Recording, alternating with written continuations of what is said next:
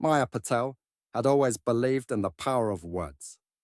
Growing up in Soweto, she spent her afternoons tucked away in her grandmother's tiny living room, devouring old paperbacks borrowed from the local library.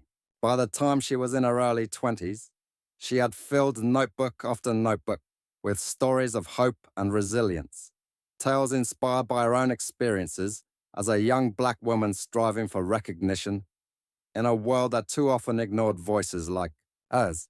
When her debut ebook, Embers of Tomorrow, was picked up by Meridian Press, it felt as though the universe had finally shifted to make room for her dreams. Overnight, her story about a girl who rebuilds her shattered village after a devastating flood shot to the top of bestseller charts in South Africa, Nigeria, and the United Kingdom. Readers wrote to her in droves.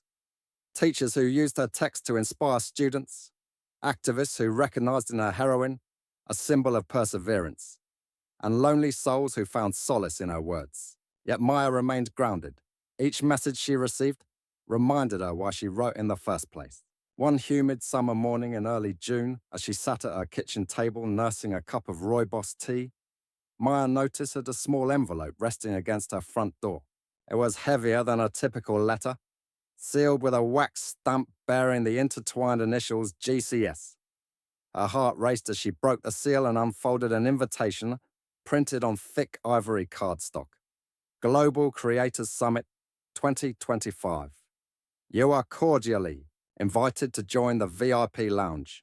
Thursday, June 26th, the Langham Hotel. London dress code. Black tie. Kindly RSVP by June 20th. Her hands trembled. The Global Creators Summit was the most prestigious gathering of authors, filmmakers, and digital visionaries on the planet, an event she had only dared to dream of attending. Now here was her name in elegant calligraphy, Maya Patel. She sank back into her chair, the invitation fluttering in her fingers like a fragile bird. Over the next 24 hours, Maya's world spun with anticipation and disbelief. She video called her grandmother first, tears sliding down her cheeks as she held the invitation up to the screen. You see this? She whispered. They want me in the VIP lounge. Her grandmother beamed, her voice cracking with pride. My child, the sky is not the limit. It is yours to shape. With trembling fingers, Maya clicked accept on the summit's online portal. She booked her flight to London, found a modest Airbnb near the River Thames, and ordered a black tie gown that shimmered like starlight against her mahogany skin. Every moment felt surreal. The taxi ride to Or Tambo International. The patter of rain against the window as she flew above the clouds. The first glimpse of London's skyline, Tower Bridge, illuminated in sapphire and gold. On the morning of the summit, Maya emerged from her Airbnb and hailed a black cab. The Langham Hotel rose before her in ornate grandeur, its stone facade carved with cherubs and swirls. She paused for a moment on the steps, smoothing the folds of her satin gown, steadying her breath. A doorman in a crisp navy uniform tipped his hat, and she felt, perhaps for the first time in her life, that she truly belonged here. Stepping into the hotel's ground foyer, Maya was met with a symphony of clinking glasses and polite laughter. Chandeliers dripped crystal light onto marble floors so polished they reflected her image back at her, distorted and dazzling. Around her, elegantly attired guests, some of the world's most celebrated storytellers, mingled beneath soaring columns. But her eyes were drawn to a golden plaque beside a pair of heavy oak doors. VIP Lounge. She approached the powerful double doors, anticipation coiling in her chest like a spring. A security attendant, his posture rigid in her sharply pressed suit, stepped forward. Maya offered him her invitation, the wax seal still warm under her thumb. For a heartbeat, she saw him lean in to read her name. Then, without ceremony, he lifted his head and said, I'm sorry, Mum. You can't enter here. Maya's breath caught in her throat. The world seemed to tilt on its axis. She forced a calm smile. But I'm on the list, she said, her voice a trembling thread. The attendant's eyes flicked to her dark skin, then back to the invitation. Rules are rules, he repeated, his tone polite but final. Around her neck, her voice lodged in her throat. Maya felt every pair of eyes turn toward her. The hum of conversation died in an instant. Hungry, curious stares that weighed her down with centuries of unspoken prejudice. In that moment, she was not the best-selling author. She was simply an outsider, denied entry to a world she had earned the right to enter. She stepped back from the door, fingers brushing the edge of her invitation one last time. A hush fell over the foyer as she pivoted and walked away, each step echoing her heartbreak. Yet beneath the sting of humiliation, a spark ignited. Maya straightened her spine, pressed her lips into a determined line, and resolved, if they would not let her in, she would find another way to make them listen. And, with that silent vow, Chapter 1 draws to a close. Maya standing alone in the grand lobby of the Langham. The VIP doors closed behind her, but her story only just beginning. Maya paused at the threshold of the VIP lounge, every muscle in her body taut with anticipation. Before her stood a pair of towering walnut doors, each carved with intricate Baroque scrollwork that caught the afternoon light like burnished bronze. Through the narrow crack between them, she could glimpse a world that seemed at once intoxicating and out of reach. Velvet banquettes arranged in conversational clusters, crystal chandeliers dripping with prismatic sparks, and clusters of the world's most celebrated visionaries leaning in close over champagne flutes, their laughter rising in soft arcs. She drew a slow breath, smoothing the front of her gown with trembling fingers. The air smelled faintly of sandalwood and expensive perfume, an aroma she had only ever imagined. Her palms itched for the warmth of her invitation, the golden seal still slightly soft from her grip. In a single graceful motion, she lifted the envelope and presented it to the guard on duty. He was an imposing figure, uniform pressed so sharply that his shoulders seemed squared like an infantryman's. His expression was neutral, professional, as he extended one gloved hand and nodded for her to step forward. Maya gave him the invitation.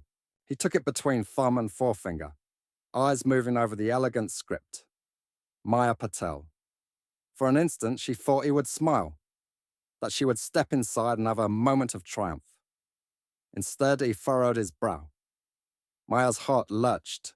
The guard's eyes flicked from the cardstock to her face and back again, as though trying to reconcile the commanding name on the page with the dark-skinned woman standing before him.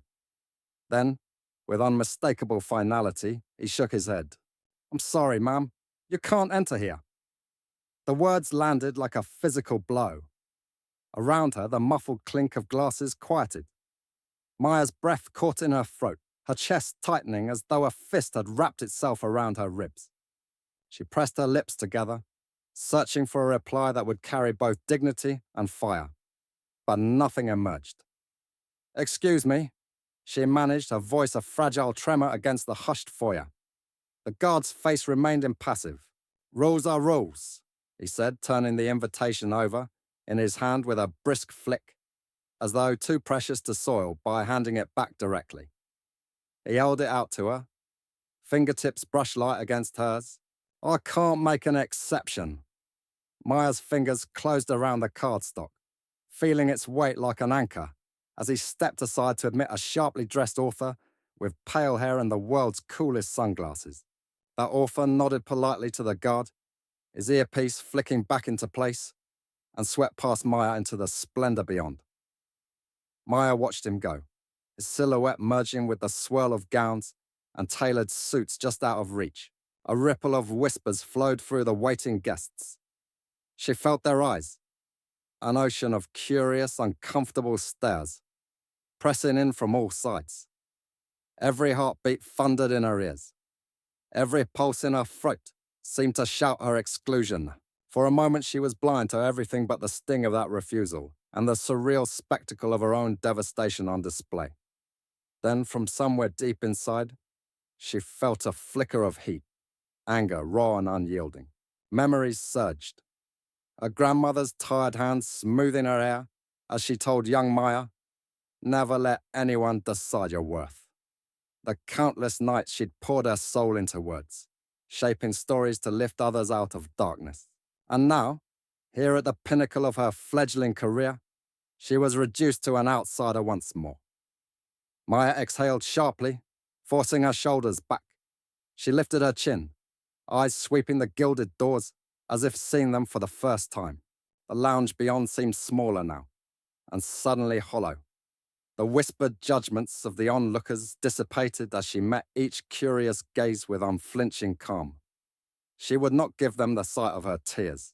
With measured steps, Maya turned away from the guard and the ornate doors, retracing her path across the marble floor.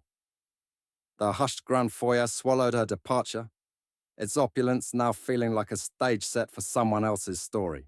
Behind her, the guard adjusted his earpiece, eyes already returning to patrolling the names on his list, as though nothing had happened.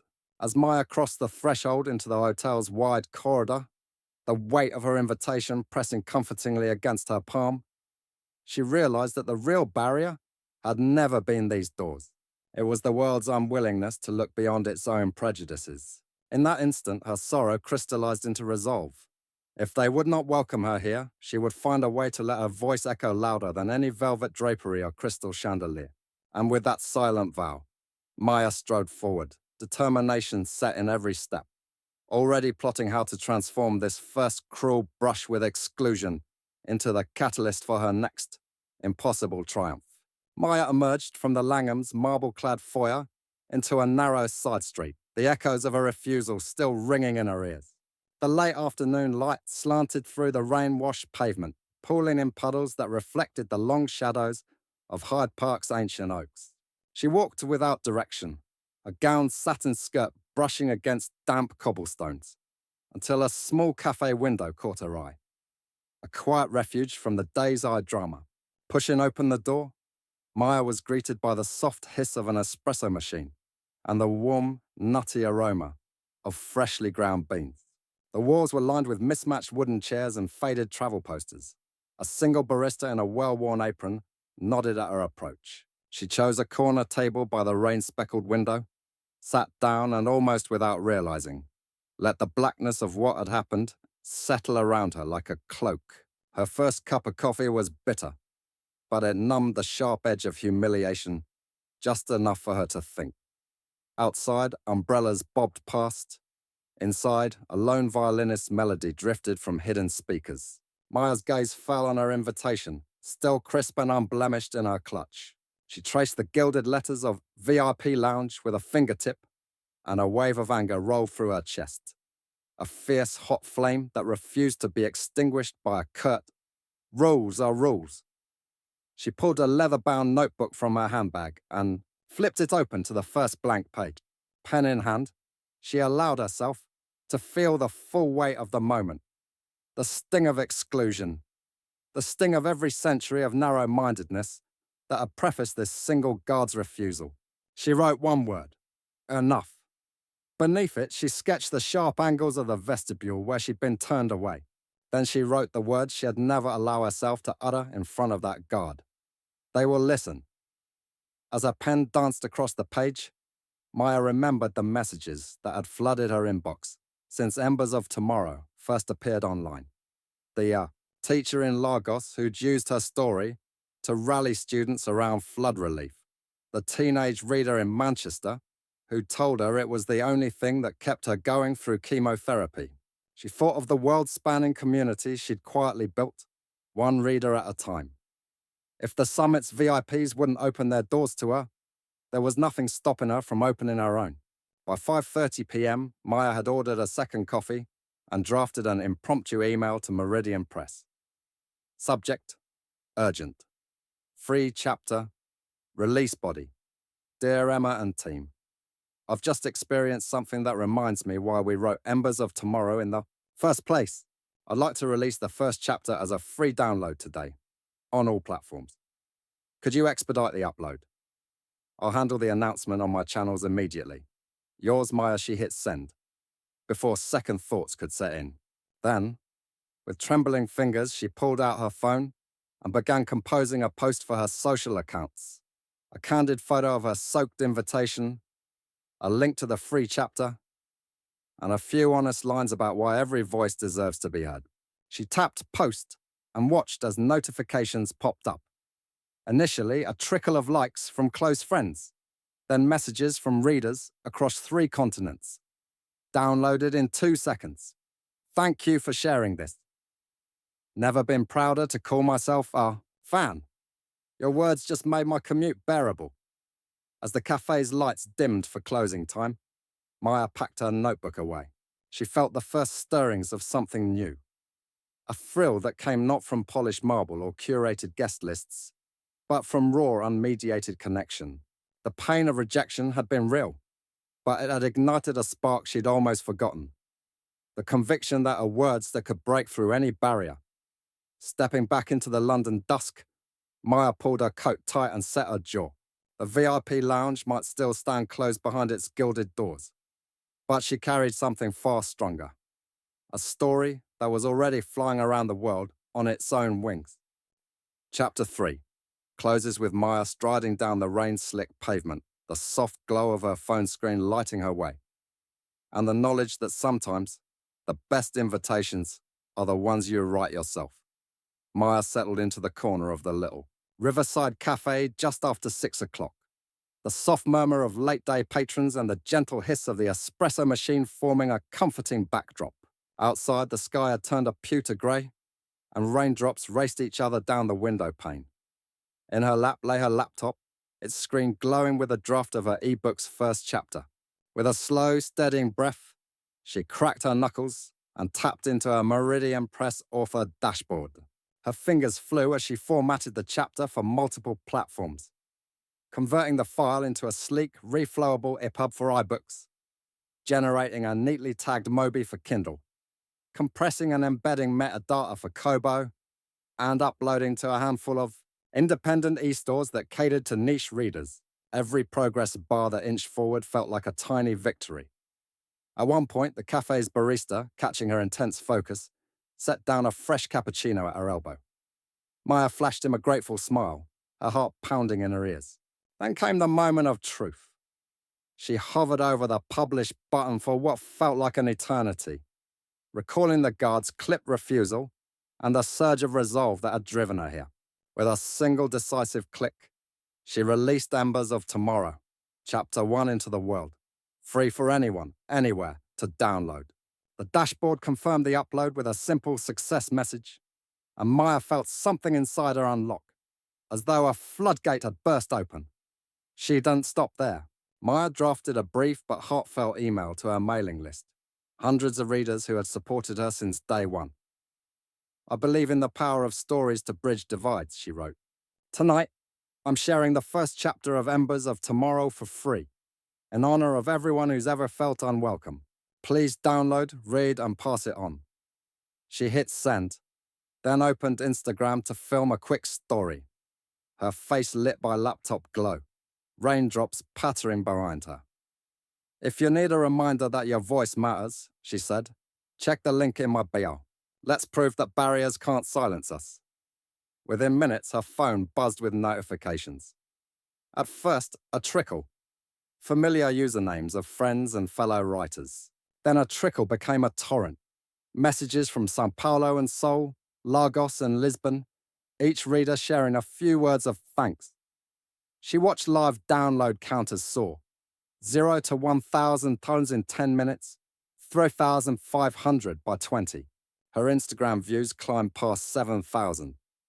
On Twitter, retweets and replies piled up so fast she could barely read them all. As the cafe lights dimmed for closing, Maya closed her laptop and tucked it into her bag, her body humming with adrenaline. She stepped out into the damp London air, the city lights reflecting off slick pavements, and walked toward the Thames embankment. Pulling her coat tighter, she allowed herself a moment to feel proud, not of a VIP badge or velvet rope, but of the thousands of voices she had just reached. Halfway along the embankment, her phone chimed with an email notification. It was from Emma at Meridian Press. Subject: phenomenal response. Let's expand. Maya, the reaction has blown past all expectations. Chapters 2 and 3 are already in high demand. Can we discuss creating a free sampler of 3 chapters? Let me know when you're free. Maya's chest tightened with excitement. She tapped out a quick reply. Absolutely. Tomorrow morning works perfectly, and slid her phone back into her pocket. Above her, the London eye turned slowly, pods glowing like lanterns against the night sky. In that moment, Maya realized she'd done more than share a chapter. She'd transformed a moment of exclusion into a movement, proving that the loudest doors are the ones we build ourselves. Ethan, the uniformed attendant who had barred Maya's way at the Langham's VIP doors, ended his shift just after midnight. The grand foyer was empty now. Velvet ropes rolled up, crystal chandeliers dimmed, and he exchanged a polite nod with his relief before slipping into the narrow stairwell that led down to the staff lounge. His polished shoes clicked against marble steps as he replayed the afternoon in his mind. The crisp envelope, the confident way Maya had presented her invitation, and then the tremor in her voice when he'd returned it, with that final, "Rules are rules." Shaking his head, Ethan shrugged off his navy blazer and draped it over the back of a wooden chair. He poured himself a cup of weak tea, no sugar, and settled onto a battered leather couch. He knew he'd done his job by the book, but something about the way Maya's dark eyes had widened in disbelief gnawed at him. It wasn't like her to be uncertain. He'd read the list of names 100 times that morning. Hers had been printed clear as day.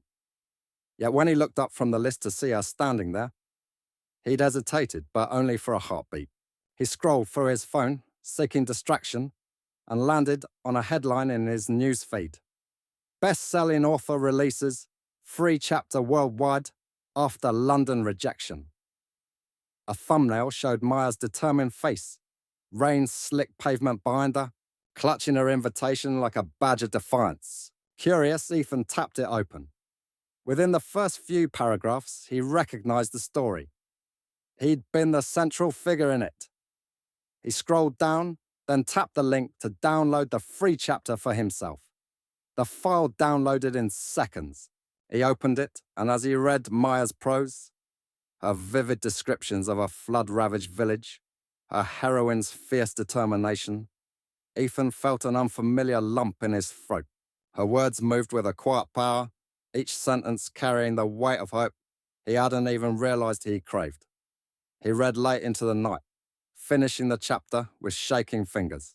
By the time he reached the final line, where the heroine lifts her chin against the storm, Ethan's eyes were wet. He thought of Maya standing there in her black tie gown, strong and unbowed, and he felt a stab of shame for the role he'd played in that moment of rejection. At 2 a.m., he drafted a message in his notes app. "Maya, I don't know if you'll ever see this, but I need you to know how sorry I am for what happened at the Langham. I had your invitation right there. I read your name, but I didn't see you. Please forgive me." He paused, thumb hovering over send. He didn't have Maya's number. He didn't even know her email. So he deleted the draft, heart pounding with regret.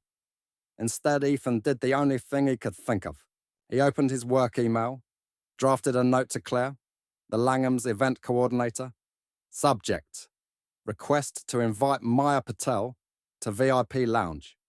Claire, you may have seen the headlines. Maya Patel's decision to release the first chapter of Embers of Tomorrow for free has gone viral. She's topping download charts worldwide, and social media is buzzing about her story of resilience. I was the attendant who mistakenly turned her away. It was wrong, and I'm convinced she deserves the recognition we initially denied her. Can we make an exception and welcome her into the VIP lounge tomorrow afternoon? I'll be honored to personally apologize and introduce her to our guests. Ethan. He hit send before he could second-guess himself.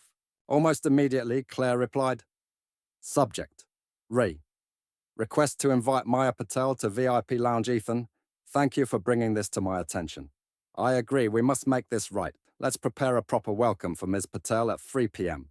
by the lounge entrance. Please confirm you'll be on duty then. Best. Claire. Ethan sat back and exhaled, the weight of remorse lifting slightly. He sipped his now cold tea and allowed himself to hope that tomorrow he could help transform a moment of prejudice into one of genuine respect. As the first rays of dawn lightened the horizon, Ethan finally stood and stretched, ready to set right what he had broken. and to honor the author whose words had pierced his own defenses. Ethan stood beside the velvet rope at precisely 3 o'clock, his uniform freshly pressed and his heart hammering in his chest. The afternoon sunlight filtered through the tall windows of the Langham's grand foyer, casting latticework shadows on the marble floor. He watched as guests drifted past, unaware that the moment he'd been dreading and longing for was about to arrive. Clutched in his hand was a small bouquet of white freesias, Maya's favorite, which he had learned in his furtive reading of her social media posts. He took a deep breath, imagining the strength it must have taken her to share her story with the world, and steeled himself for the encounter. When Maya appeared at the top of the marble staircase, she moved with quiet confidence. Her gown, an elegant midnight blue, caught the light as she descended, and Ethan felt his breath catch in his throat. For a moment, he saw only the author who had changed lives, not the frightened woman he had once denied. Gathering his courage, he stepped forward and bowed his head slightly. "Maya Patel," he said, voice low but sincere. He extended the freesias toward her. "I owe you the deepest apology, not just for turning you away yesterday, but for failing to see you at all. Your invitation was clear, and I was wrong to let my own assumptions cloud my judgment. You deserve every accolade that comes your way, and more." Maya paused, the bouquet hovering between them. She studied Ethan's face, seeing the lines of remorse etched around his eyes. A hush fell over the nearby guests, drawn by the gravity of this private moment in a public space. Slowly, she reached out and accepted the flowers. Their petals brushed her fingers, cool and fragrant. "I read what you wrote," she replied, her voice steady though her eyes glistened. "The world has a habit of shutting doors, without ever understanding why someone knocked in the first place. Thank you for recognizing that, and for doing something to make it right." She tucked the freesias into her clutch and offered a small, genuine smile. It was the kind of smile that carried both relief and the resilience of someone who had walked through fire. Ethan nodded, relief flooding his chest. "I'd like to introduce you properly," he said, gesturing toward the open doors behind him. "We've arranged a table for you inside. I've told the coordinator how important it is for every guest to hear your story firsthand. Will you allow me to escort you?" Maya hesitated only a moment, then inclined her head. Together, they stepped through the doors into the hushed splendor of the VIP lounge. Crystal chandeliers glimmered overhead, and guests turned in their seats to watch as Maya, escorted by the very guard who had denied her, made her way to a small stage at the room's center. A single microphone stood waiting. Ethan lingered at the edge of the crowd, heart thrumming as he realized the irony. The same space that had once symbolized exclusion would now be the stage for Maya's triumph. When she reached the microphone, Maya paused to look around, taking in the expectant faces, the influencers, the authors, the creative visionaries. Clearing her throat, she began to speak of the ceremony that had brought them all here. The joy of sharing stories and the pain of moments when prejudice slips in, even among the most enlightened circles. She spoke without rancor, her tone measured and graceful, each word infused with the authority of lived experience.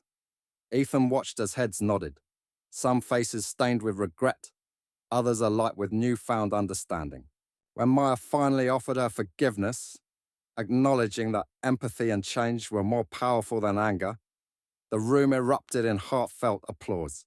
He realized then that he hadn't simply opened a door. He had witnessed the transformation of every person present. After her speech, guests gathered around Maya, offering congratulations and shaking her hand. Ethan approached once more, his uniform now a reminder of yesterday's mistake. She turned to him, eyes bright. "Thank you," she said simply. Ethan bowed his head. "Thank you for granting me the chance to learn." As the afternoon sun dipped toward the horizon, painting the lounge in golden hues, Maya and Ethan walked together to a quiet alcove. They spoke in low tones, of stories, of change, of hope. And for the first time, the barrier between them felt truly broken. In that light-filled corner of the Langham, two people from vastly different worlds found common ground, joined by the power of words and the promise of more inclusive tomorrow. The morning after her triumphant speech, Maya found herself standing in the soft light of the Langham's winter garden, surrounded by a small team of photographers, stylists, and videographers. Ethan hovered nearby, adjusting the angle of a reflector, his uniform replaced by a crisp white shirt and rolled-up sleeves. As the cameras clicked, Maya moved through the poses with quiet confidence, her midnight blue gown catching each ray of sunshine. The photographer asked her to look out over the rose bushes, as if she were gazing toward a horizon of possibilities. And in that moment, she felt as though she were truly seeing the world she intended to change. By midday, the first images appeared on social media. Photographs of Maya smiling beneath climbing ivy, her hands gently clasping the bouquet of freesias that had become a symbol of her resilience. Captions floated across Twitter and Instagram, celebrating her courage and grace. Journalists snapped up the story. From rejection to reverence, read one headline, How Maya Patel Turned a No into a Global Invitation, read another. As notifications poured in, Maya slipped her phone into her clutch and turned to Ethan, whose shy grin revealed how deeply he cared about making things right. They shared a brief nod. This was only the beginning. Within a week, Meridian Press and the Langham's events team announced a worldwide speaking tour in collaboration with Maya's publisher. Each city on the itinerary, from Johannesburg to New York, Mumbai to Sao Paulo, would host panels on diversity in publishing, workshops for aspiring writers, and community reading events. Ethan took the lead on logistics, coordinating flights, accommodations, and press interviews with the precision of someone who had found his true purpose. Maya trusted him implicitly, marveling at how someone who had once stood guard against her had become her most dedicated ally.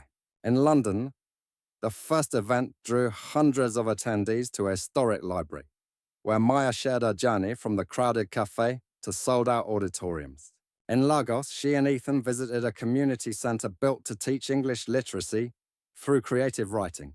In Mumbai, they sat among students from slum neighbourhoods, where Maya read aloud in Hindi, a publisher having arranged a volunteer translator. Everywhere they went, Maya's story inspired listeners to confront their own biases and find courage in their voices. Ethan, once hesitant and constrained by rules, now guided each session with warmth, introducing Maya as both a best-selling author and a catalyst for change.